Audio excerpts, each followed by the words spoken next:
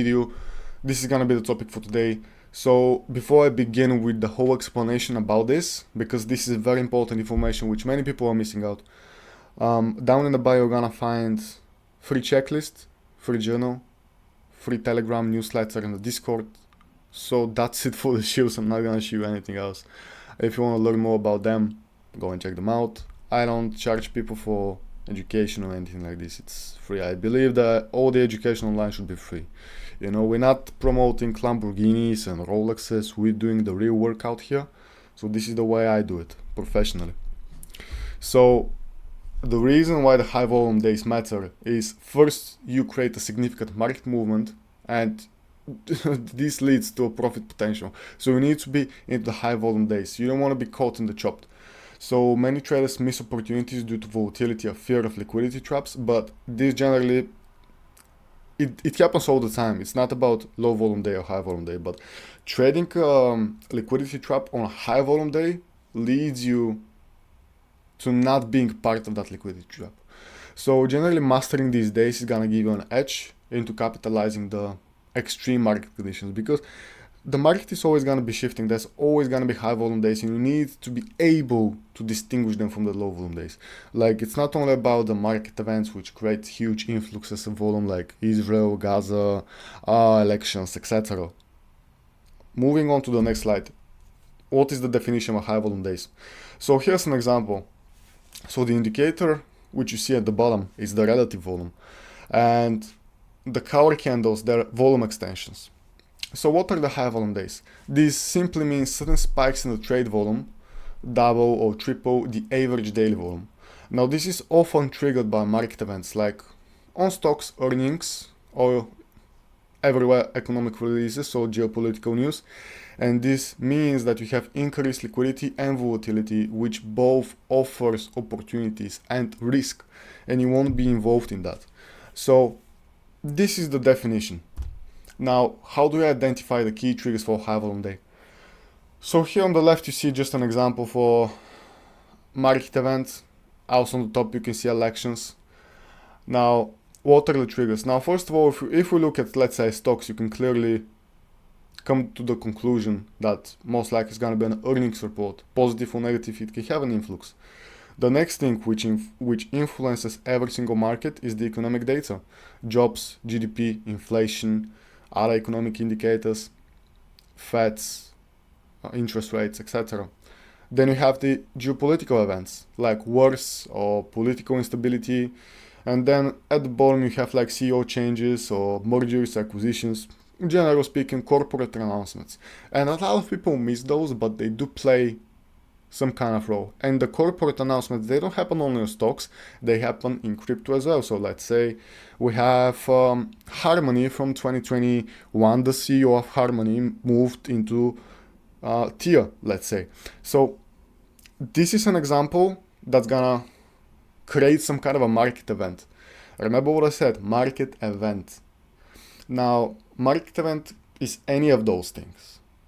An example in crypto as well, we can use a market event when RNDR, Renzer, they did a whole brand new marketing, or the Fed when they merged. So you get my point. Now, how to spot high volume days early? Now, an early indicator of a high volume day is going to be the pre-market trading activity. So the first thing which you want to be looking for, watch for high volume and volatility before the market opens. Now, generally, all this information is going to be visible in the level 2 order flow, because you're going to be seeing the institutional trades. And generally speaking, the blocks of orders. Now, we can be, to be honest, about the blocks of orders, when we speak about crypto, this is very subjective. It's not objective, because you have Bitcoin trading on different exchanges. It's not like there's a one centralized exchange when you get all the data. So you get my point. You can have a lot of spoofing data for the orders that are coming in but are not being executed. So I'm talking about, let's say price is like 66k and you see a big order at 67k. This does not mean that price is gonna go there, but you get my idea.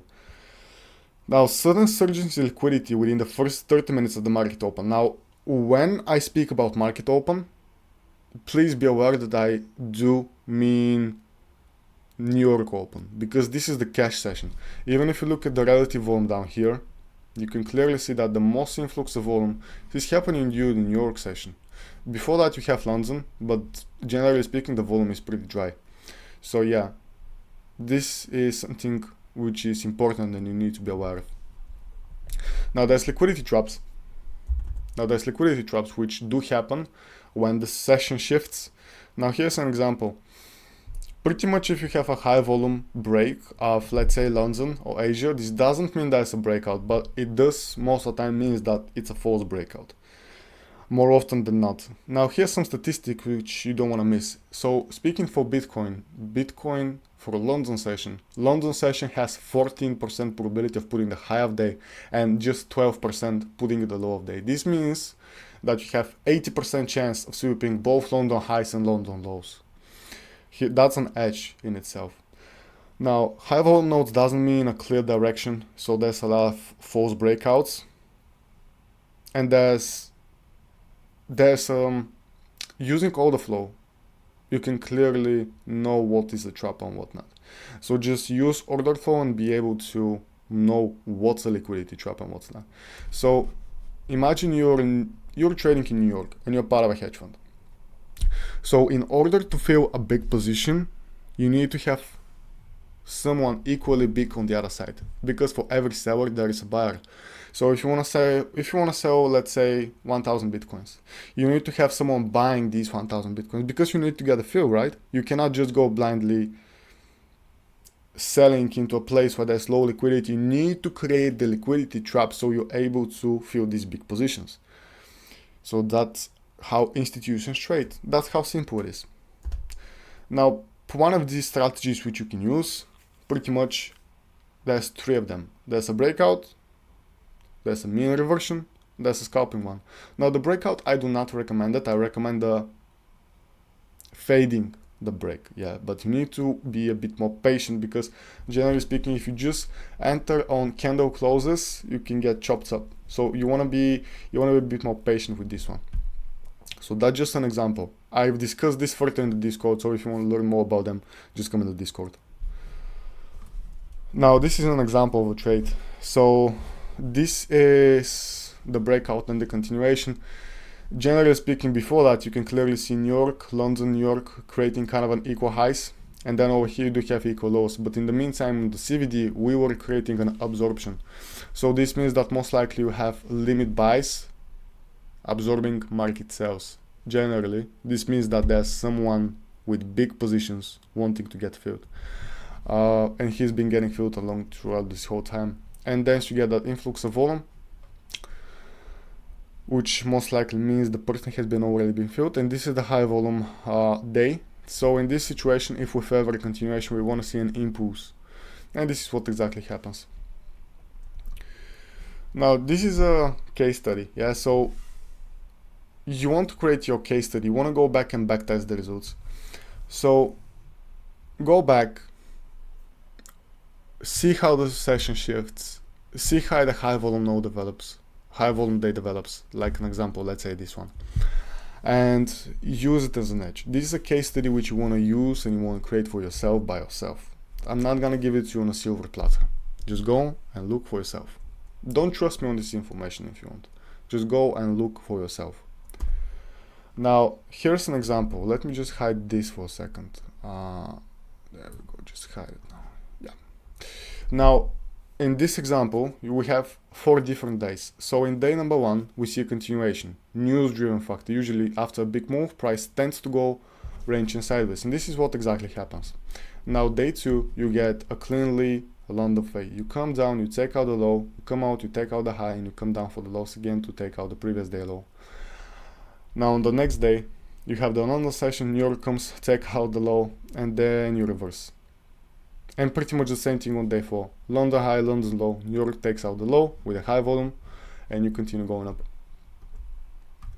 That's just a good example. Now, in terms of risk management, this is the way I do it. So generally speaking, my risk per trade is based on the grade setup. It can be A, B, or C. Now, you want to be very, very selective with anything that you do, so I don't recommend you just blindly enter into something just because you think it's good. Have some stats behind it.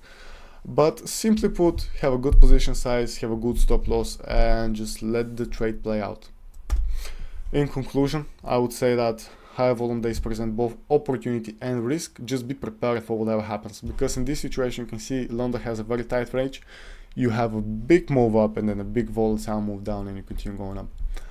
This can happen. You know, you can have like a very tight London range with $300-400, and then York expands to 1,000-1,500. So you need to be flexible, simply put. So integrate all the principles which you saw in this video, and I believe your system is gonna get better. By the way, in the bio, as I began the video, there's a free trade checklist and journal. Go and check them out. If you want to learn more about them, feel free to do so. Thank you for watching, and I wish you a nice and successful trading.